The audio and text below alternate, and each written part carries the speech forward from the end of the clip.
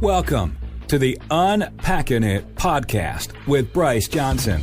It's a show that unpacks sports, faith, and life with intriguing guests from the sports and entertainment world. Enjoy inspiring conversations and thought-provoking interviews. You'll hear stories from people that will inspire, challenge, and encourage you. Now, from the Unpacking It studios in Charlotte, North Carolina, uniting sports fans everywhere, here is Bryce Johnson. Welcome to the Unpacking It podcast, where we unpack sports, faith, and life. I'm Bryce Johnson. So glad to be with you today. I'm flying solo, but we're going to have some fun, a lot to discuss from the weekend and kind of the last week in sports. We've done some other incredible podcasts and encourage you to check those out. Interviews with Jeff Kemp, Reed Ferguson, Donnie Shell, and Inky Johnson. So hopefully you've already listened to those, and if you haven't, highly encourage you to check those out. But today, this gives us an opportunity to catch up on some of the things going on with the ministry. I'll share some stuff going on personally, and we'll talk about a couple of the big sports stories as well.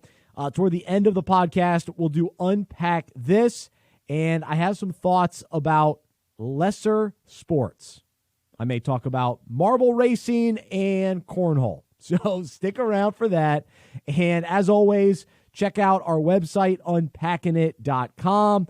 Always appreciate the emails and texts. You can email me, Bryce@unpackingit.com, Bryce@unpackingit.com. If you haven't subscribed to Unpack This, you can do so on our website, unpackingit.com. And also appreciate when you rate, review, and share this podcast and all the other interviews that we did last week as well. Really appreciate the support there and spreading the word. Before we get going, we got to discuss the current state of the world and know that as we do this podcast, get into the podcast, that continues to be the backdrop. But I just want to share with you kind of personally the journey that I've been on, the last week or so. And it is, I think, interesting that all of us feel the same way, that like one day feels like a week and a week feels like a month. And it's the month of March has been so long, and normally we love it because it's March Madness and it's game after game and we're soaking it all in. But this year it's definitely different, and I missed March Madness. And for me, I think that stems back to kind of my initial reaction to everything that's been going on. It was such disappointment because I truly love March. It's the start of spring. We're kind of come out of the winter, and the sun starts shining. I do start to get allergies, which is a bummer, but so my voice is tough. But you're watching the games, and I always really clear the calendar and try to make sure that I can watch as much basketball as possible. But this year, when all of this was announced and March Madness was canceled and all the other sports were canceled, I was really bummed. Like, I was just confused and taken aback, and like many of you, just hit this, or felt this feeling of weight and discouragement and, kind of worst case scenarios enter your mind. And for me, as a huge sports fan, first off, and then someone who leads a ministry for sports fans, the idea of a world without sports is a brutal world, and a ministry without sports, it's like, are you kidding me? And so I was just kind of, wrestling with all of that for, a little while, and not really knowing, okay, what to think or what to do. Just felt very confused. And then the other part of it too for me is, this ministry, we rely on donations. So we are a nonprofit ministry, and all that we do, the podcast, the devotional, the events, the PAC model, the Fantasy Football Fellowship, like all of that is driven by supporters, donors, sponsors, all that kind of thing. And so I'm thinking, man, we're in a really tough spot. Like, this is brutal. And so I just felt sorry for myself, and just allowed a lot of the negative thoughts to enter my mind. And then I snapped out of it. And thankfully, the Lord really just met me in this place and really just gave me a sense of peace. I listened to a video from Donald Miller that was encouraging, a guy I look up to a lot, and he was saying, stop being a victim. And I kind of needed to hear that. I needed to be smacked around a little bit. And then just in reading and praying and talking to people, I just felt lifted. And I continue to, battle the feelings of negativity, but I would say my overall demeanor, my overall mindset, my overall, approach to all of this is one of hope and peace. And I truly am clinging to the hope of the gospel and the hope and faith that I have in the person of Jesus Christ. And so he is a friend. He is my Lord, my Savior. He's who I follow, and he's who I trust. And so I can talk about all that when things are good and, the sports are rocking and rolling and life is moving forward and all that. And then when everything stops, then what? And I was rocked a little bit at first, but I must say that my eyes are fixed on Jesus, and he's my anchor is in him. And I hope that is true for you as well, because otherwise we are going to be in just a world of dismay, because the news is not good and the reality is not good. Like what we're facing right now is not good. There's no way around it. And we can, try to look at some of the positive numbers, but the numbers are bad and the outlook is bad. But then we have to take a step back and know that God is bigger than this. He's still on his throne. He's still good. He's still faithful. He still loves us, and he will meet us right where we are and offer us peace. He is peace, because life in him is peace. And when we look at our circumstances, we'll get rocked. We'll feel miserable. We'll be, just in this state of disappointment. But when we look to him and think about, okay, whatever we're dealing with right now is temporary. This world is temporary, but eternity with him is what lasts forever. It's what matters. And so we have to cling to that. And then the other part of it too is looking for opportunities right now. The excitement of the kind of life being turned upside down. I'd like to take a minute, just sit right there. What is this, a Fresh Prince of Bel-Air song? Sorry. But no, I think when things get flipped upside down, it opens up our mind, our eyes to see things differently. We're able to kind of reevaluate, reassess, reset, take some more rest, evaluate. And I think for us here at Unpacking It, we're using this as an opportunity to bring more podcasts to you. God continues to give me inspiration for the devotional, so we're going to continue to write those. And think about the interviews that we did last week. Those were awesome. And so we're trying to take advantage of that. We're going to do a trivia night this Thursday, 8 to 9. So check out unpackingit.com for more information about that. And so we're continuing to push ahead. Honestly, I'm looking at this and saying, all right, Lord, this is your chance to really shine and get all the glory, because sports aren't going on and we're a ministry dependent on donations in a time where the economy is taking a huge hit. And so, Lord, I'm trusting you. That's my prayer. And I'm asking you to show up in such a big and amazing way right now in the midst of all the craziness. And I believe he will, and I believe he'll shine through. He gets the glory, and he's the one that deserves all the worship and praise, even in the midst of the devastation, the confusion, and all the other emotions that we're dealing with right now.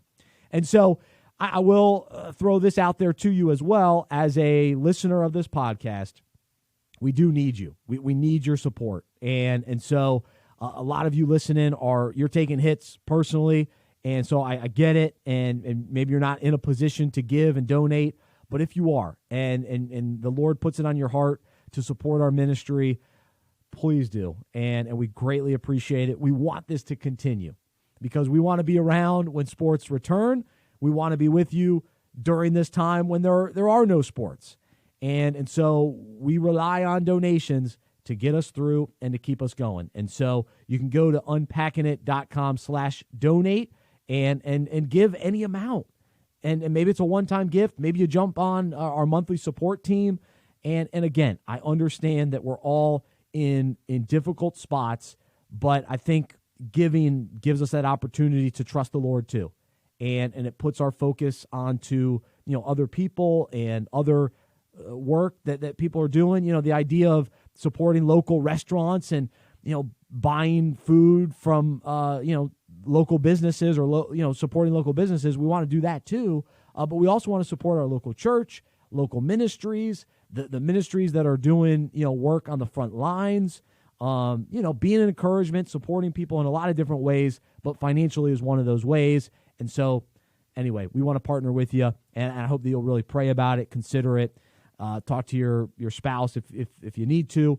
And so you can check out unpackingit.com/donate. So that's where I'm at today. That's where my heart is. That's what's going on.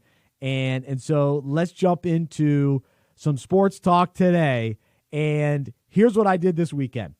I watched a good amount of classic epic games, mainly basketball. I think I did all basketball this weekend, but this week I am looking forward to, I've got them on the DVR, some of the Super Bowls, Sunday Night Football, I guess is what they're airing. So I've got some of that lined up in the queue.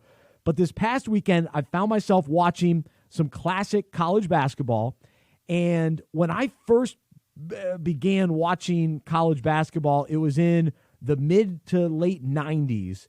And those were the Arizona, UCLA, Kentucky, Duke days. Those teams are still good, I guess, or over the years, those are always the good teams. But and so I happened to find the Arizona-Kentucky national championship game, Lute Olson versus Rick Pitino.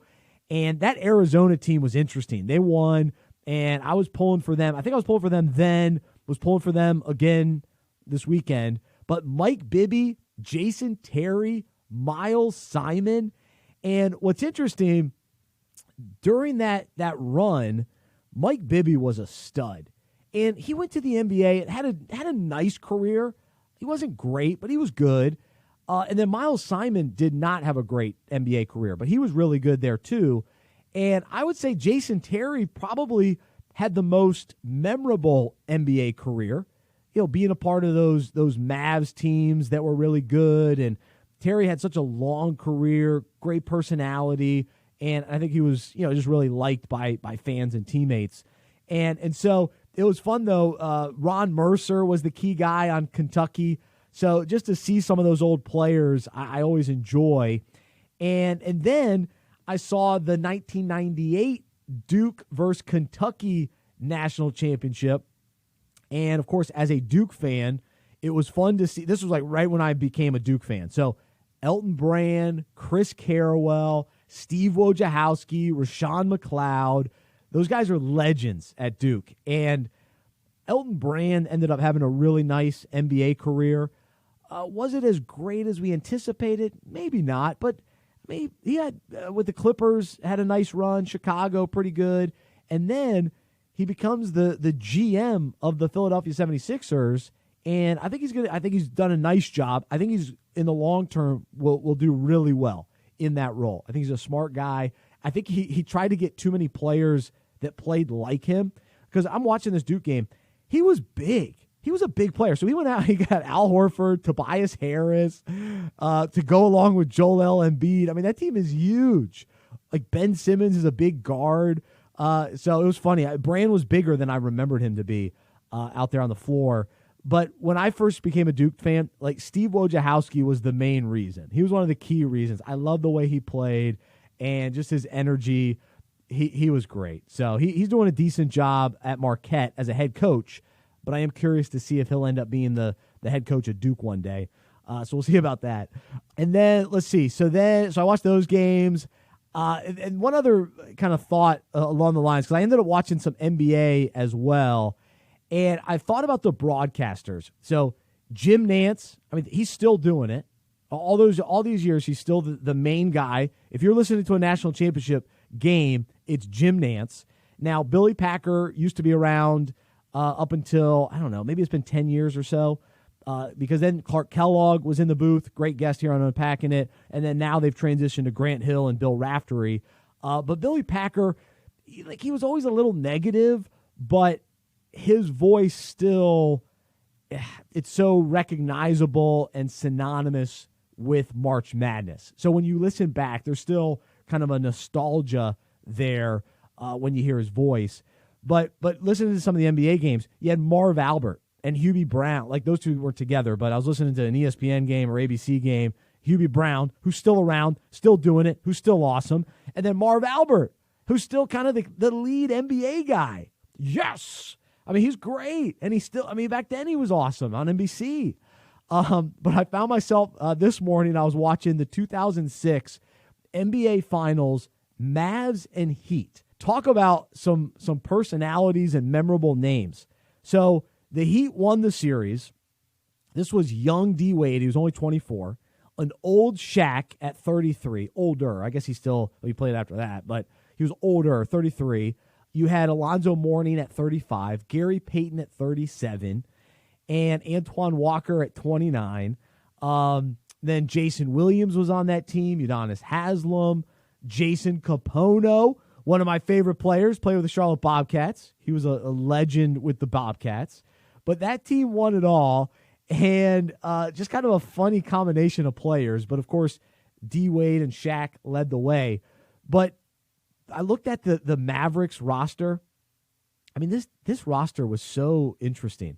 Keith Van Horn, Eric Dampier, Devin Harris, Jerry Stackhouse, Josh Howard, and then I mentioned earlier Jason Terry. Jason Terry was one of the key guys on that team. He averaged 22 points a game. And Dirk Nowitzki, of course, led the way in his prime at the age of 27. And I guess he averaged, 22 points a game.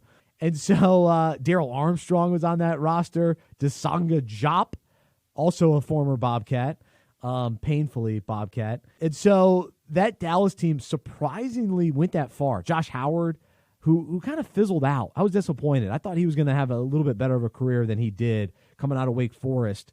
But to think that Jason Terry was the second best player on that team, and Josh Howard, Jerry Stackhouse, that team went all the way to the finals? I mean, that's interesting. That shows you how good Dirk was. Dirk was incredible. Dirk is somewhat underrated, right? I think he's underrated as one of the great players ever.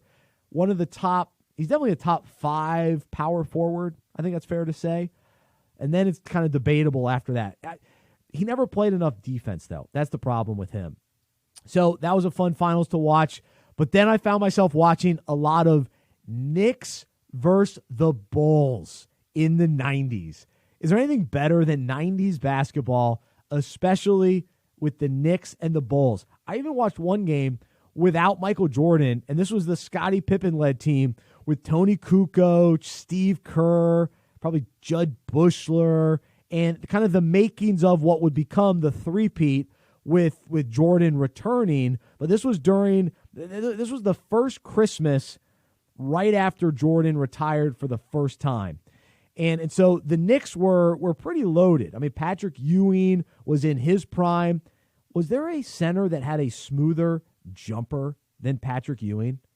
I mean, such touch. The fadeaway. I mean, that guy could hit it from the elbow, from the side, 10, 15 feet out. We don't see that too often now. Like, we see some big men that hit from 3 and they kind of spread the floor.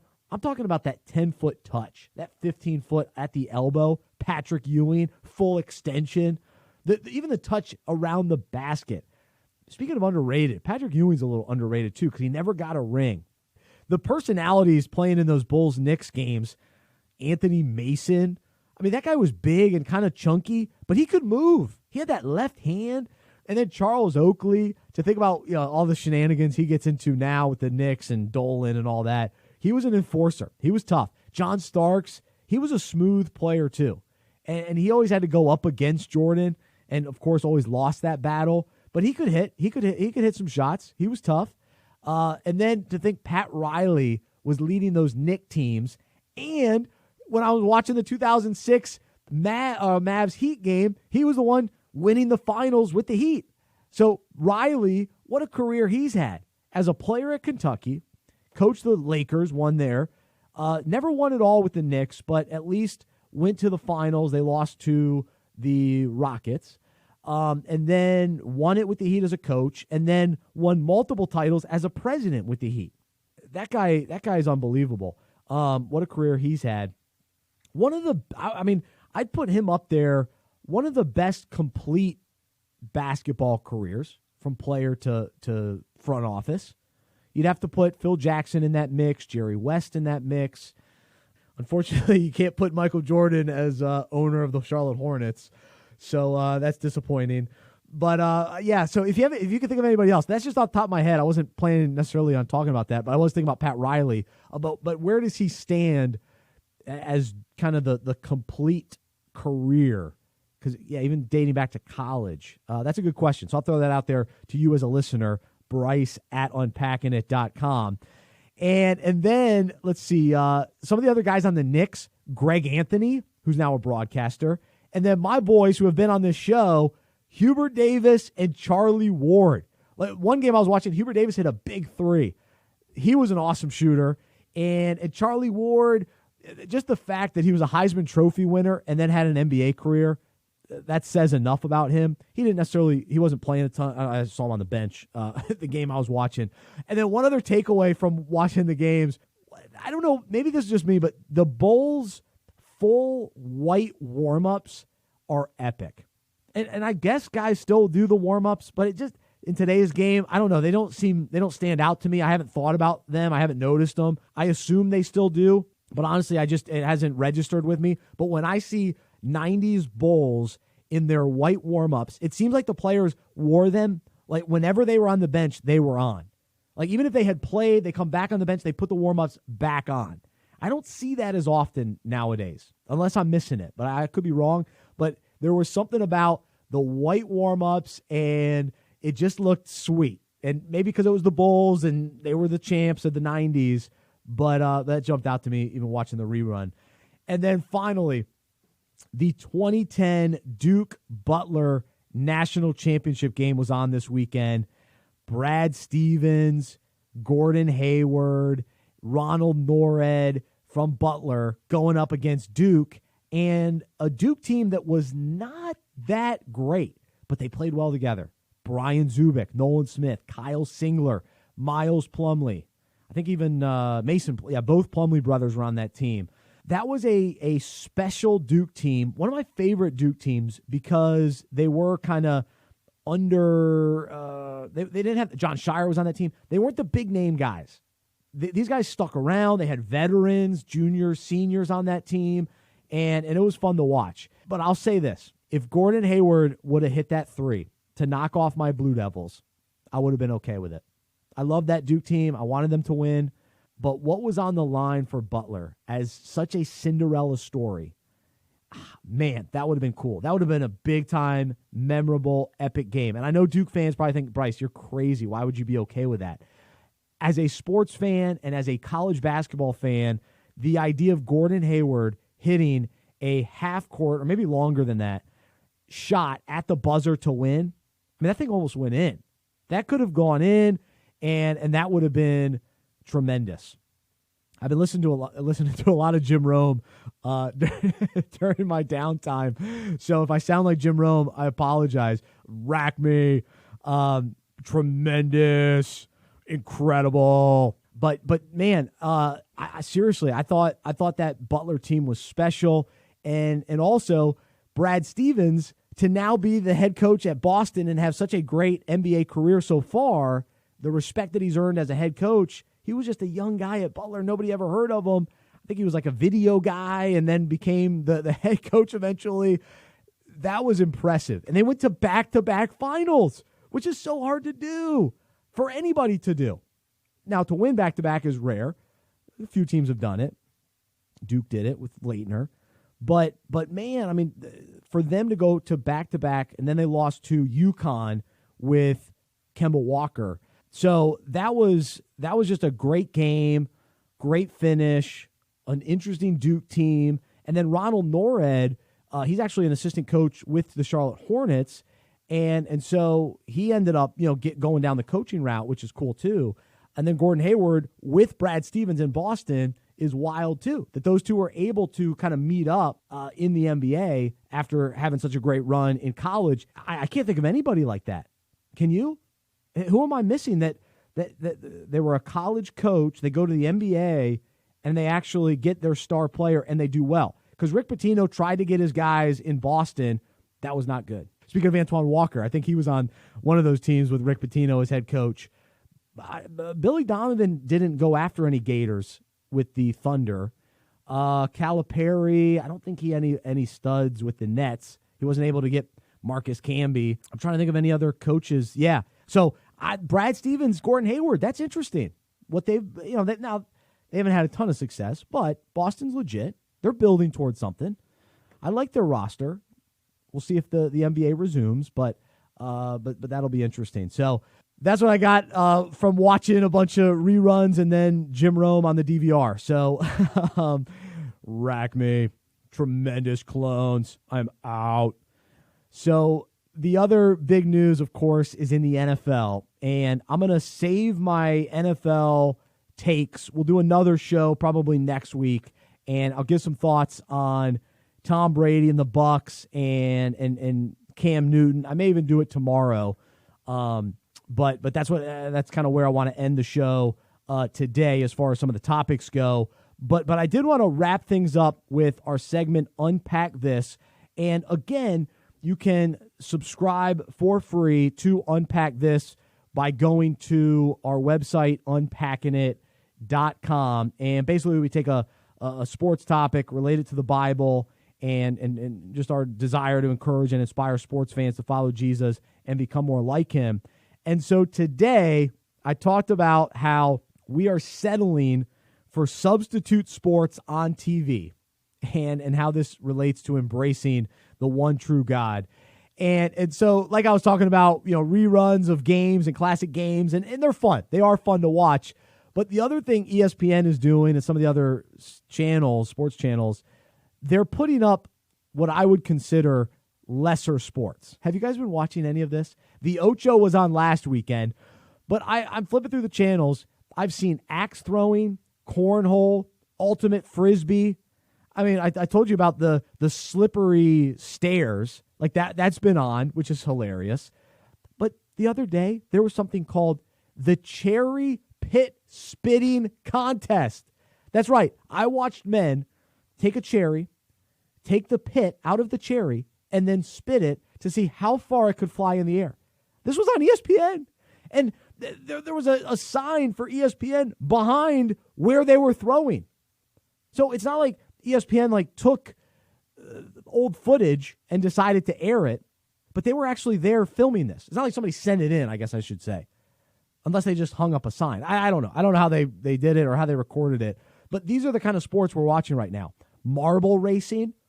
Now, I'll admit it kind of sucked me in for a minute, but the reality is with all of these sports, these lesser sports or even reruns, they pale in comparison to watching March Madness in real time, watching games that we don't know what's going to happen. And the idea that an axe throwing contest, it might suck me in for a moment, but I'm not jumping out of my seat in excitement when they hit the bullseye. It's just temporary satisfaction, and I'm quickly looking for something else to watch. And the cherry pit spitting contest, it's whack. I mean, it maybe piqued my curiosity for a moment, but needless to say, it didn't satisfy my sports appetite. I mean, how could it? It's guys spitting. I mean, maybe the marble race was fun for a moment, but it wasn't the answer to my sports longings. And so, you throw in the virtual sports, the esports. You even got, Dale Earnhardt Jr. actually participating in iRacing. You got Madden football and all the other esports, but these aren't real sports. These are computer generated sports that now is what's available on TV. I don't want to offend anybody that does view these sports as awesome and these guys that are athletes that are throwing axes. Hey, I'm a horseshoe guy. I actually finished. Well, I'm almost close. I'm probably 90% done on my horseshoe pit, but these are lesser sports. And so I'm considering all of these as unfulfilling substitutes to what is normally the best sports month of the year. And so the encouragement for us today is when it comes to our pursuits in life and where we place our hope and faith, we are either seeking and trusting the one true God or we're settling for substitutes. Because in the Bible, people turn their backs on God to worship lesser gods or man-made idols. These were made out of gold or silver or, just man-made creations. And this continues today because we worship creation instead of the Creator. And it plays out in different ways maybe today, but ultimately none of the lesser gods truly satisfy or fulfill us because they pale in comparison to the real God. Because anything we love more than God is really an idol. These can be, things that we're enticed by, such as money, comfort, power, position, success, entertainment. But then when life gets hard and they're taken away from us, what are we left with? So if money was our idol and now money's been taken away, then what? We thought comfort, power, position, then we lose our job, success. These things, then what? Now, these are second-rate substitutes that may satisfy for a while. When the economy's going well, we're feeling good. But it's temporary because ultimately they let us down. They don't fulfill us. They don't satisfy us forever. They won't quench our deepest longings. The Bible says in 1 Corinthians 10:14, "Therefore, my beloved, run." And this is the Amplified. Run. Keep far, far away from any sort of idolatry. And that includes loving anything more than God or participating in anything that leads to sin and enslaves the soul. So the problem with these idols is that they don't deliver on their promises. They distract us from what is real and what endures for eternity. God is the one who is faithful with unending love, grace, and mercy, and the one our hearts and souls truly desires. God creates us so that we would know him and enjoy him, and he made this possible through Jesus. 1 John 5:20 says, again in the Amplified Version, "And we have seen and know by personal experience that the Son of God has actually come to this world and has given us understanding and insight so that we may progressively and personally know him who is true, and we are in him who is true, in his Son, Jesus Christ." So know him who is true, and we are in him who is true, in his Son, Jesus Christ. This is the true God and eternal life. So we might be stuck with lesser sports right now, but thankfully we don't have to settle for lesser gods because the one true God loves us and provides us everything we need to be fulfilled and satisfied in him. Today and every day, let's seek, pursue, and praise him above all else. So I'm Bryce Johnson. You can unpack that. I hope you have a great rest of your day. Really appreciate you checking out the podcast. It was free-flowing. It was me flying solo. We got to hear from a little Jim Rome every once in a while. Have a take. Rack me. Thank you for your support. Thanks for listening. Thanks for your donations. And thanks for the encouraging emails and texts. It's fun to talk sports, even if it's classic games. And we got to settle for lesser sports in the sports world, but let's not settle for lesser gods. The one true God truly loves us. And so let's lean into him today as we wrap things up. As always, I'm a sports fan who follows Jesus. I believe in the good news that he died on the cross for my sins. He was resurrected, and through faith, I have been saved by his grace. I hope that is true for you as well, and I hope you'll join me as we live life as sports fans who follow Jesus together. Stay healthy, stay safe. We'll talk to you next time right here on the Unpacking It podcast. For more information about the show, our events, and other resources, visit unpackinit.com. That's UNPACKINIT.com. We hope you are encouraged, inspired, and challenged by what you heard today. To support our show and Unpacking It Ministries with a financial gift, visit unpackinit.com/donate. We look forward to unpacking sports, faith, and life with you again next week.